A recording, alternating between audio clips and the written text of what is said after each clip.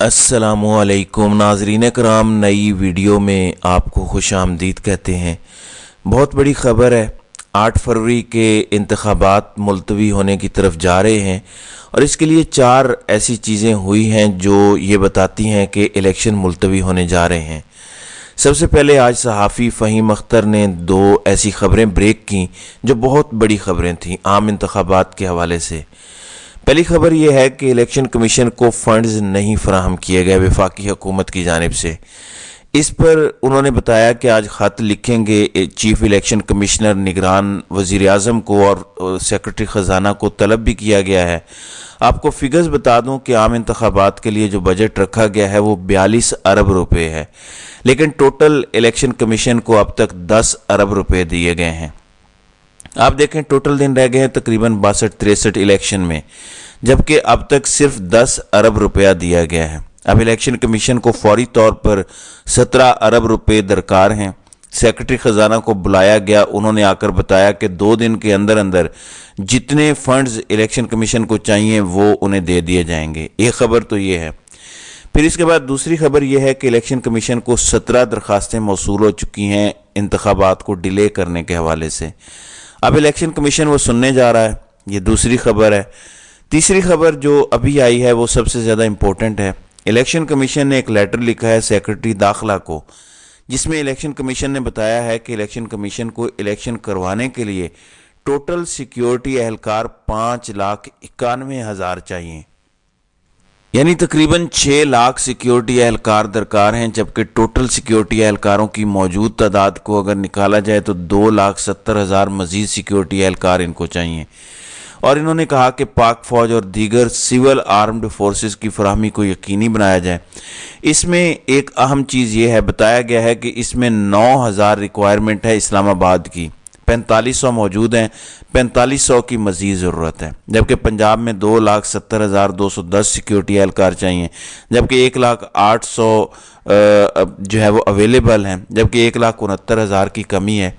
इसी तरह KPK में 1,49,000 चाहिए, जबकि 92,000 मौजूद हैं, 56,700 की कमी है। इसी तरह सिंध में 20-25,000 की कमी है। बलूचिस्तान में 13,769 सिक्योरिटी एहलकारों की कमी है। तो टोटल चाहिए 5,91,906 और जो मुयस्सर हैं वो हैं 3,28,510। अब 2,70,558 सिक्योरिटी एहलकार मजीद चाहिए। अब लेटर लिखा है सेक्रेटरी दाखिला को सेक्रेटरी इलेक्शन कमीशन ने, और उन्होंने कहा है कि 72 घंटे के अंदर अंदर हमें रिपोर्ट दें 7 दिसंबर तक। आप देखें, ये चीज़ें बहुत पहले करने वाली थी, लेकिन इलेक्शन कमीशन इसको यहाँ तक लाया है, यानी फंड्स नहीं मिले तो आज बता रहे हैं। इसी तरह 17 दरखास्तें भी आई हैं, जबकि MQM ने बहुत सख्त इल्ज़ामात लगाए हैं चीफ इलेक्शन कमिश्नर पर, और इलेक्शन कमीशन में पैसा लेने का उन्होंने कहा है। इससे पहले आपको पता है कि इंटरनेशनल मीडिया भी ये खबर दे चुका है कि सुपर लाडले के लिए हल्का बंदियां की गई हैं। अब कल MQM ने क्या किया? MQM ने कल बहुत सख्त प्रेस कॉन्फ्रेंस की। उन्होंने कहा कि इलेक्शन कमीशन ने हल्का बंदियों पर पीपल्स पार्टी के तमाम नाजायज़ एतराज़ात कबूल कर ली और हमारा एक भी जायज़ एतराज़ कबूल नहीं किया। अब MQM चैलेंज करने जा रही है हल्का बंदियों को आमिर फारूक के पास। हल्का बंदियों का मसला है सक्कर, हैदराबाद और कराची का, लेकिन चैलेंज वो करेंगे आमिर फारूक के पास। इसका उन्होंने ऐलान भी किया है। फिर वो कहते हैं कि सिंध को 2 हिस्सों में तकसीम किया गया है, अब सिर्फ ऐलान होना बाकी है। पीपल्स पार्टी ने खरबों की करप्शन की और वो इन खरबों में से 5 साल तक बाद इलेक्शन पर भी खर्च करते हैं। लगता है कि दरिया की तरह बहाए गए पैसों में से कुछ पैसा इस इमारत यानी इलेक्शन कमीशन की तरफ इशारा करते हुए उन्होंने कहा कि कुछ इस इमारत में भी गया है। तो उन्होंने संगीन इल्ज़ामात लगाते हुए कहा कि हमने दुरुस्तगी की बात की तो इलेक्शन कमीशन ने हल्का बंदियों को मज़ीद ख़राब कर दिया। पैसा बोलता है और पैसा बोल रहा है। जहां हल्का बंदियों में इतना जुल्म और नाइंसाफ़ी हो, वहां लेवल प्लेइंग फील्ड कैसे हो सकती है? फिर वो कहते हैं कि पीपल्स पार्टी को जितवाने के लिए सिंध में हल्का बंदियों में तब्दीली की गई। इलेक्शन कमीशन ने हैदराबाद में पीपल्स पार्टी के एक चहेते को जितवाने के लिए हल्का बंदियों में तब्दीली की। इलेक्शन कमीशन में हल्का बंदियों में पीपल्स पार्टी के लिए पैबंदकारी की اب وہ کہتے ہیں کہ حلقہ بندیوں کو اسلام آباد ہائی کورٹ میں چیلنج کرنے کی تیاری کر رہے ہیں. ساتھ ہی وہ کہتے ہیں کہ کچھ نوٹیفیکیشنز ویب سائٹ پر اپلوڈ نہیں ہوئے، وہ ان کا انتظار کر رہے ہیں، جس کے بعد ہم اسے چیلنج کر دیں گے. پھر وہ کہتے ہیں کہ الیکشن کمیشن نے ایک حلقے کی حلقہ بندیوں کو پیپلز پارٹی کی خواتین اور بڑوں کی 15 سال تک خدمت کرنے والے اور پیپلز پارٹی کی خاطر ماورائے عدالت قتل کرنے والے کو فائدہ دینے کے لیے تبدیلیاں کی. یعنی ایک حلقے میں اس شخص کو فائدہ پہنچانے کے لیے تبدیلیاں کی گئیں جو 15 سال سے خدمت گزار ہے پیپلز پارٹی کا، ان کی خواتین کا، ان کے بڑوں کا، اور ان کے لیے ماورائے عدالت قتل کرتا ہے. ان کو فائدہ پہنچانے کے لیے الیکشن کمیشن نے تبدیلیاں کی ہیں. پھر خالد مقبول صدیقی کہتے ہیں ہمیں چیف الیکشن کمشنر سے امید ضرور ہے لیکن کم بخت یقین نہیں آ رہا. چیف الیکشن کمشنر کی ٹیم کمپرومائزڈ ہے. الیکشن کمیشن سندھ کے نمائندے پیپلز پارٹی کے حلف یافتہ کارکن ہیں. پیپلز پارٹی نے 1 ماہ پہلے کہا تھا کہ ہم اپنا کام دکھا دیں گے، ہم نے اپنا کام دکھا دیا ہے، اور الیکشن کمیشن میں وہی ہوا جو پیپلز پارٹی نے بتایا تھا. وہ کہتے ہیں کہ الیکشن کمیشن نے بائی ڈیزائن جو کیا اسے قبول نہیں کیا جا سکتا. الیکشن کمیشن شفاف انتخابات نہ دے سکا تو ملک کے بحرانوں میں کئی گنا اضافہ ہو جائے گا. الیکشن کا جانبدارانہ ہونا نظر آ رہا ہے. تو یہ 4 چیزیں ہیں جو میں نے آپ کو بتا دی ہیں: فنڈز، سیکیورٹی، حلقہ بندیاں چیلنج اور 17 ڈیلے کی درخواستیں.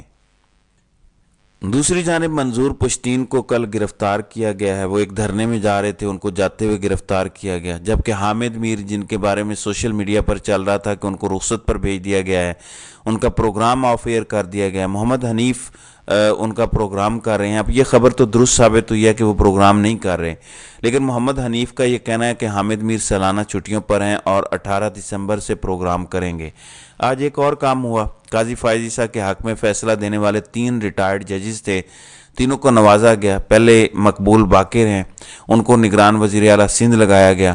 دوسرے جسٹس مظہر عالم میاں خیل قاضی فائز عیسیٰ کے حق میں 6 ججز نے جو فیصلہ دیا تھا، 3 تو اس وقت سپریم کورٹ میں موجود ہیں جبکہ 3 ریٹائر ہوئے ہیں. دوسرے جج مظہر عالم میاں خیل کو آج نگران حکومت نے مسابقتی ایلیٹ ٹریبیونل کا چیئرمین لگا دیا ہے. تیسرے جسٹس منظور احمد ملک کو آج قاضی فائز عیسیٰ نے جوڈیشل کمیشن پاکستان کا ممبر بنا دیا ہے ریٹائرڈ جج کے طور پر. تو یہ صورتحال ہے. اس کے علاوہ عمران خان کے بیانات آج ٹی وی پر بہت زیادہ چلے.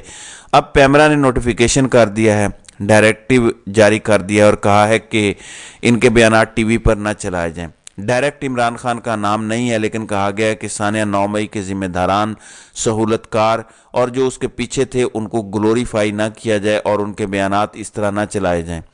پھر خاتون کو بطور اینکر بھی لانچ کیا جا رہا ہے اور آج اس کا پہلے انٹرویو ہوا ہے، اور وہ ہے ریحام خان. ساتھ ہی سندھ ہائی کورٹ نے کہا ہے کہ اگر حلیم عادل شیخ کو گرفتار کرنا ہے تو اس کے لیے عدالت سے اجازت لینا ہوگی.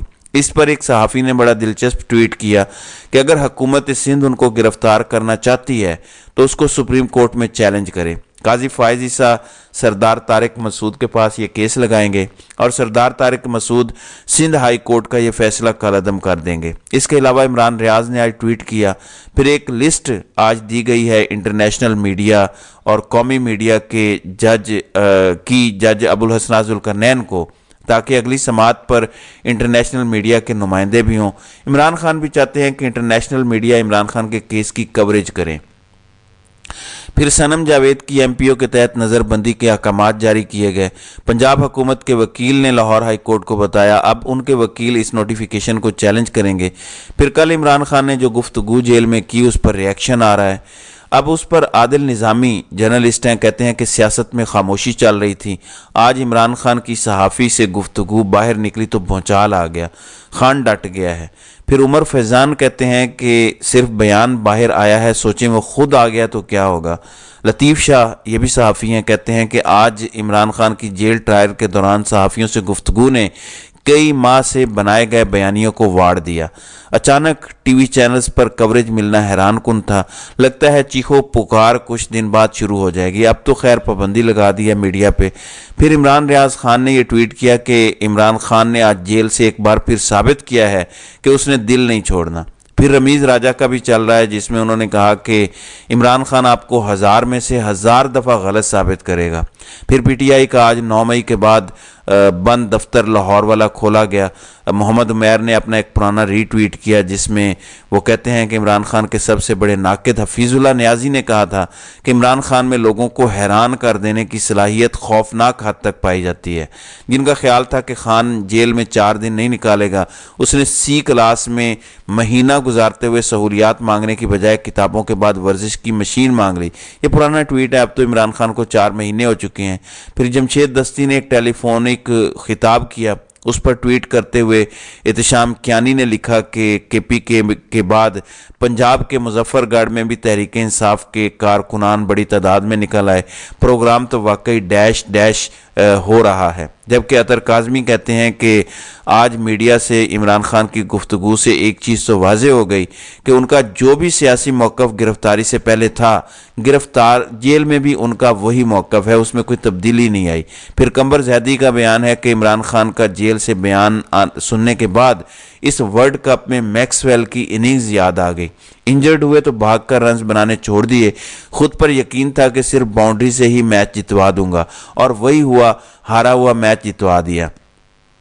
عمران خان بظاہر سخت مشکل میں ہیں، پارٹی ٹوٹ گئی، چیئرمین تبدیل، خود جیل میں ہیں، ایک مقدمے کے بعد دوسرا مقدمہ، انتخابات میں انتخابی نشان تک چھیننے کی خوب تیاریاں، ساتھی چھوڑ گئے، ذاتی قصے کہانیاں زبان زد عام، لیکن ہمت کی داد دینے پڑے گی، ڈٹے ایسے ہیں کہ جیسے اگلا وزیر اعظم انہوں نے ہی بننا ہے۔ اب وہ بھاگ کر رنز نہیں لے رہے، ذرا سا موقع عدالت کی طرف سے ملنے پر